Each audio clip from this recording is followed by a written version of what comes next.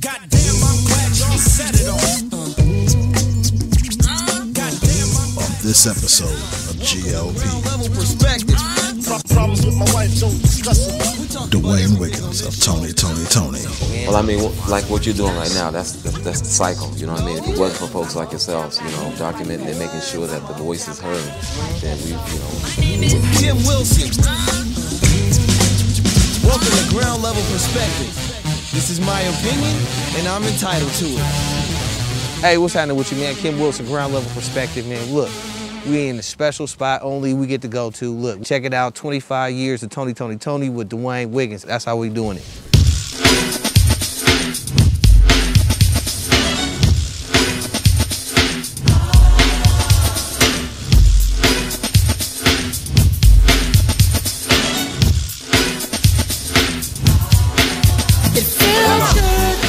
Hey, man, Kim Wilson, man, we back. We in here with D Wiggs. We were just having a conversation. We're gonna let you in. Hey, D Wiggs, man, look, man, you've been doing this for a minute, man. Let's talk about a quick resume of 20 plus years with the Tonys, man. Wherever you want to start, it's cool with me. Minute. We've been doing it for an hour. Hours. I mean, really, matter of factual, this year is our 25th year anniversary. Mm-hmm. You know what I mean? So 25. Yeah, we've been getting it in for 25 years. That's you know, you think about that. You know what I mean? It started out from us in Oakland just doing shows around town, you know. Getting it in. Yeah, after each one of us had the experience of you know, playing on the road for like Sheila E. and Around Prince and Tremaine Hawkins and Lynette Hawkins and just people that showed us the game and then, you know, putting our group together.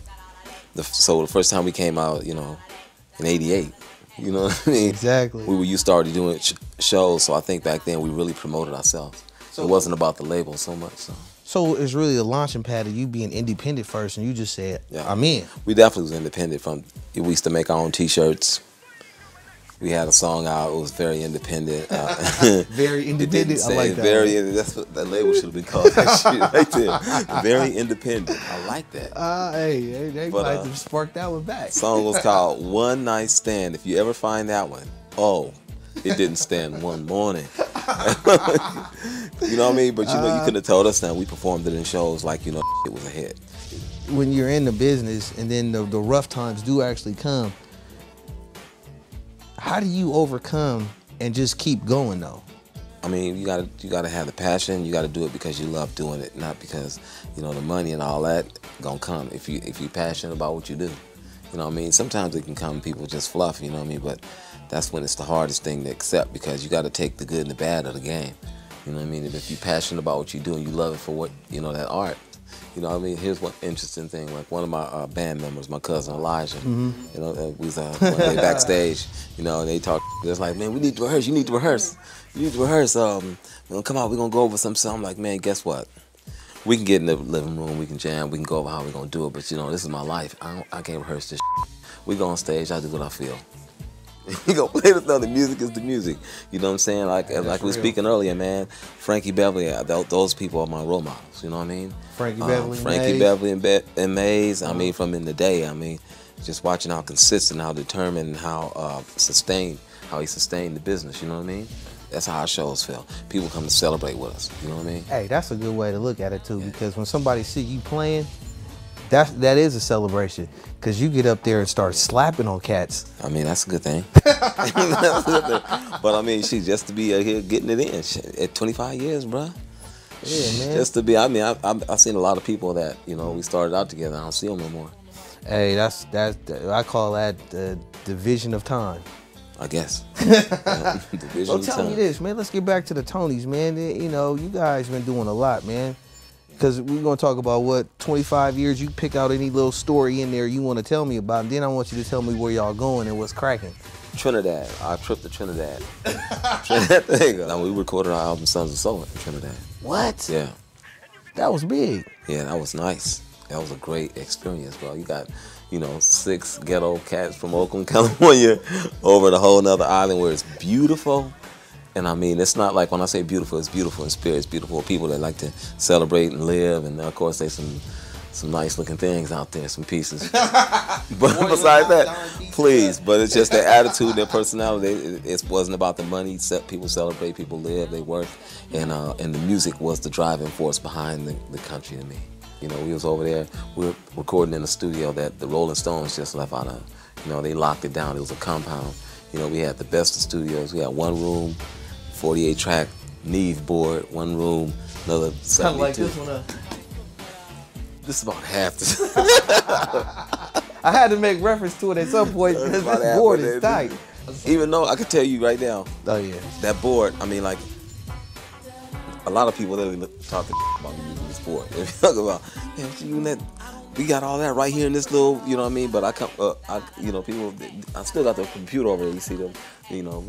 Gonna be running Pro Tools and Logic and everything, but that analog sound is just that's what the Tonys was made of. That real warm, you know, board and that feel. So, you know, I had to move something like this up here. Oh, of course. I want to go back to the launching pad for you to jump off to Trinidad and do your song, man. I know that was a highlight. I was just a gift from God because it's not like we chose to go there. You know what I mean? It was something that came to us, and then us being from here, it's like, you know, experiencing different cultures. That's where we learn from it. You know, exposure is key. You know, for us coming out of Oakland and going and doing our whole project and being on the island where it's different food, different culture, different everything. You know, and we were there for like 3 months. Ooh. So we was, you know, like living type thing. You know. Hey, what's up with it? Kim Wilson, Ground Level Perspective.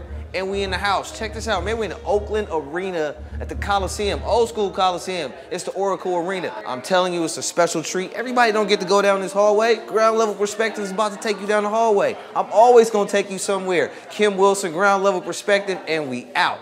Yeah, Tony, concert, yeah.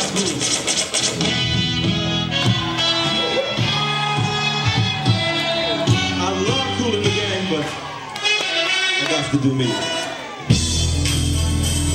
Y'all ready to get out? Y'all get up out your seats now. We want to have a party now. I don't want to see nobody sit down. Matter of fact, take off your jackets and stay a while. And then you left as always.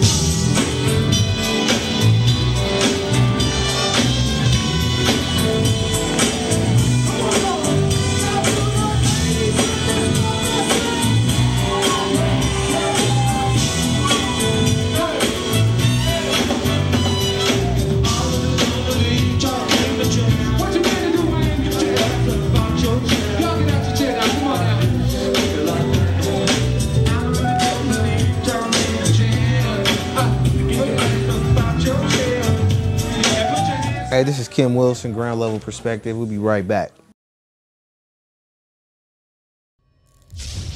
Oh, hold on. Let's take it back because we talked about this earlier. During this track of 25 years, man, who are some of the groups you came across? My first group I did was a group called Kenya Groove. And they had a song on a movie, Minister Society. Oh, okay. Top of the World. Yep, we did that in my mom's apartment on 81st and 81st and Olive, right across the street from a Royal Park. What? It's always a landmark. Yep, real talk. You know what I mean? And that's where, you know, that's where that whole thing was developed. And that was my first project, and that's how I jumped into the game. You know what I mean? I did. You was getting it in? Please. Yeah. So from the first album of the Tonys, I've always been doing outside projects. Okay, so let's talk about some of the other people you work with. I did a young lady by the name of Simple E. Okay. She's from Texas, and we had a song on Sugar Hill movie called Play My Funk. Oh, you graduate your songs to movies to launch them out there. I've always saw the movie world as a great marketing tool for music. That's a game right there. That's how Curtis Mayfield did it. Yeah. So anyway, from there I did a dude named Blue. Now all these groups, you notice I'm saying these names and you ain't never heard them, like Kaboom, they blew up or whatever else. But it wasn't about that with me. Each one of those projects said something. I was just having a good time and I like creating. And I think each one of them has a different style and a different swag to it, you know what I mean? Not to overuse that word, but the fact of the matter, it does, you know what I mean? Yeah, it swings a whole nother way. When you go from Simply E to this dude Blue that was on Motown, just like a new type of Teddy Pendergrass or something, but with You know, so I went from different type of groups, Kenya groups, to that, and then after that, I did a group, man, that ended up changing my life, and that was Destiny's Child. Oh, how'd you meet them?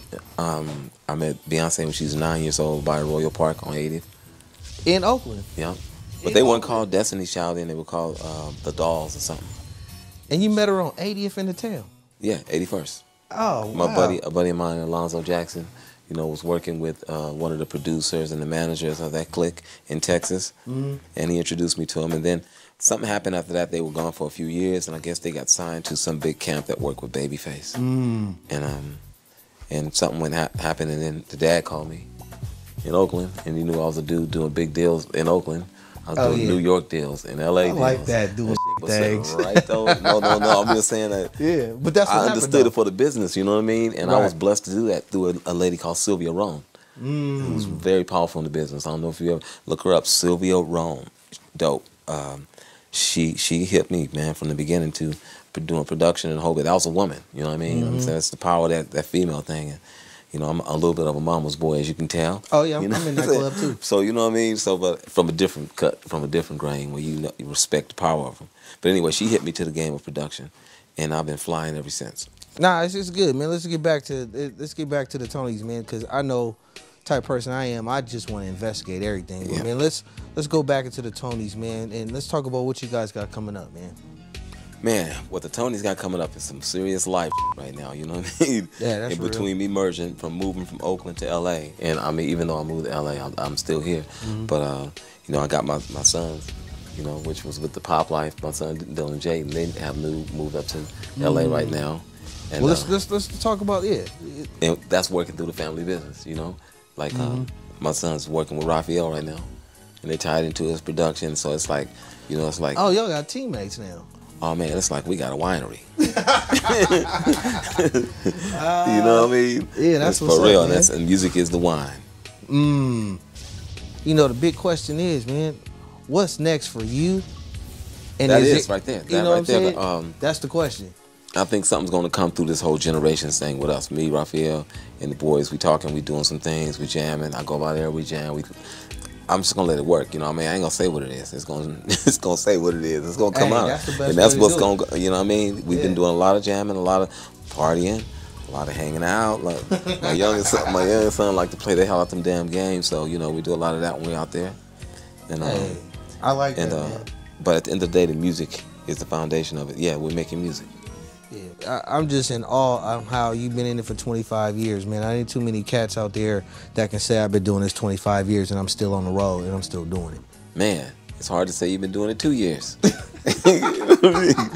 know what I mean? But no. But I mean, I say that to say this, though, dude. It ain't about.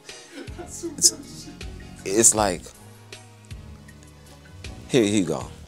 Like, it's some people we started out with. And some of them, I don't see them now, but that doesn't mean I didn't have to see them. You know what I mean? Because, you know, we look at our type of music, and here's one thing I've noticed about music. Us, you know, our people of the soul, R&B, whatever, hip-hop, whatever you want to call it. A lot of times we have 1 hit, 2 hits, whatever else. We go on the road, make some money. We wait to see what's going to be on the radio and whatever, and we start playing that game. A lot of those other alternative rock groups, 1 hit, and not even 1 hit. If they make themselves, they go to the people, they tour, they perform, and they make a tour base. Because, you know, if you're really passionate about it, your touring is your money. But, you know, we get locked into thinking we got to be on the radio, you know, to be a hit. You know what I mean? You know, they look at, we got 1 hit, the shop is open, and we gonna manage the out of the store. That's it. We be waiting, oh man, you ain't getting those spins on there. Spins, take the spins to the people. Go out there, and that's one reason why I tour to this day, because I love it. And I love to see thousands of people come out and kick it, and we party. And we celebrate life and music, and then every now and then we might release some new when we feel like it. That's it right there. But what I'm hearing from you more than anything is just more about, I heard this twice from you, exposure, then you gotta take it to the people. You have to. Yeah, because if you take it to the people, they come out and they have a good time and then they celebrate with you. Yeah, if you really about it, you know what I mean? And that's the truth of the matter. I think that you know, all these different medias now, like people talking about, you know, you got 2 million spins on whatever else, and you ain't sold 2,000 albums. You know what I mean? I don't understand that, or 2,000 singles, whatever. It'd be like, but, come on, man. But then again, I do. because I like touring and I like playing live, and that's where your money is. The other stuff just promotes you, so why not just give your music away free and go tour? You dig what I'm saying? So That's some what artists don't like me saying that, but I mean, like, you know, that's the what truth. it really is, because Yeah. cats just download music for free anyway. Yeah. So download me, and that's the marketing, and then go out there and come see me play. take it to them. Yeah. Yeah, and you gonna slap on them. Please. Oh,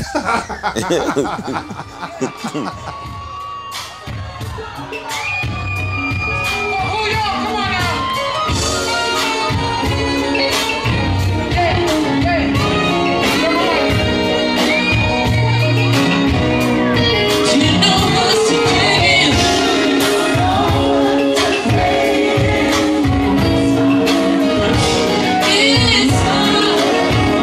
It's my special day.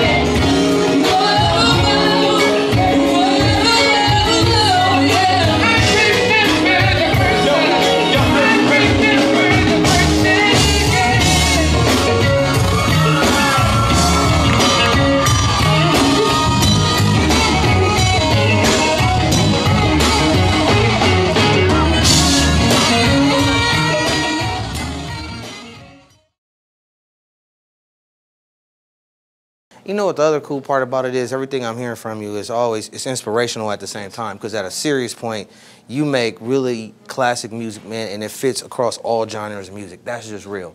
I grew up listening to all genres of music, you know, not because it was on the radio, but you know, I had a little radio I got from Radio Shack back in the day, which was a CB. You know what I mean? Yeah, I'll be yeah. playing 80 AM radio at night, so out here with John Denver. Right. At the same See time what here he in doing. Parliament, you know what I mean? Right. I'd hear all type of classic songs that I didn't know who the artist was, but that music got locked in my head, so.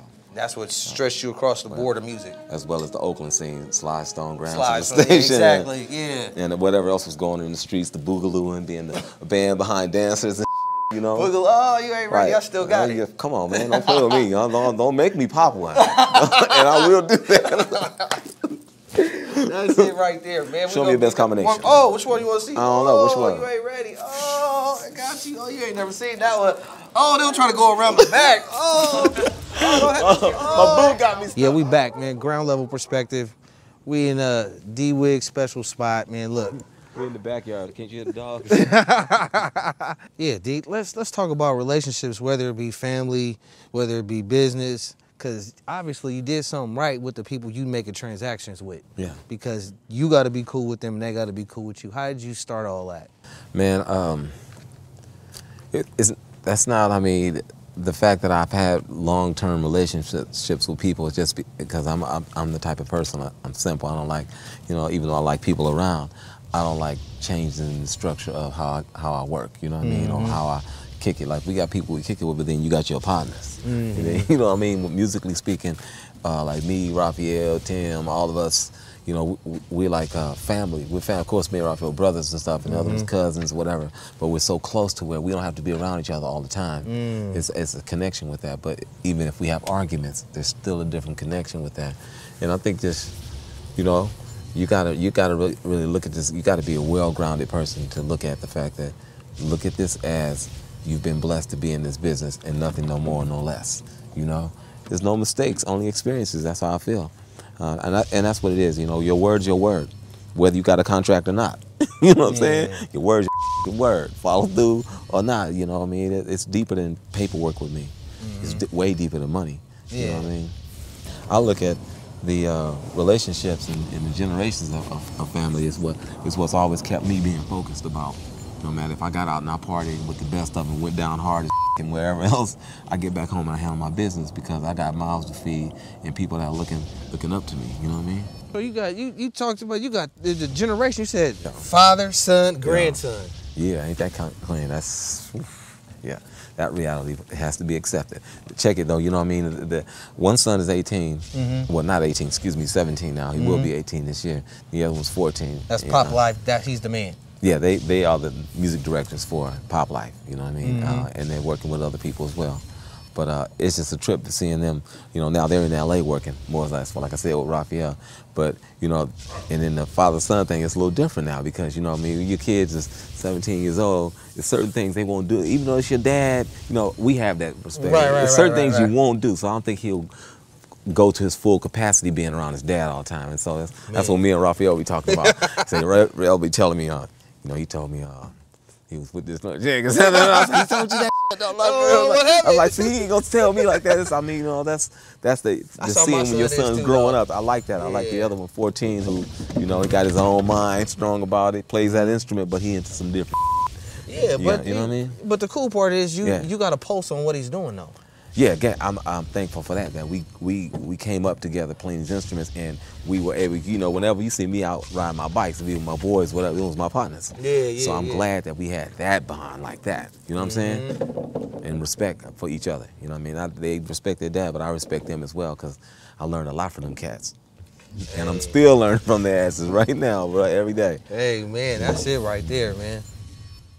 Let's talk about the business relationship, man, where you set up these relationships, and when you set them up, man, you set them up for success, man. How you start that, man? I think first of all, I really do what I enjoy because you gotta enjoy it. It's not easy. There's a lot of stuff that goes on behind the scenes that if you want a determined person and focused and really passionate about doing it, you know, you'd be like, I'm gonna do this. I'm gonna get a regular job. You make the same money, whatever else, with, you know what it is. But I just believe in, you know, I like seeing things happen. I like starting things out and seeing them finish and bringing closure. And I get high off that, you know what I mean? For real. That's for real. I like, you know, I like seeing a group. I like when I see Beyonce out there on the awards and the whole bit, everybody like, oh, you don't work out.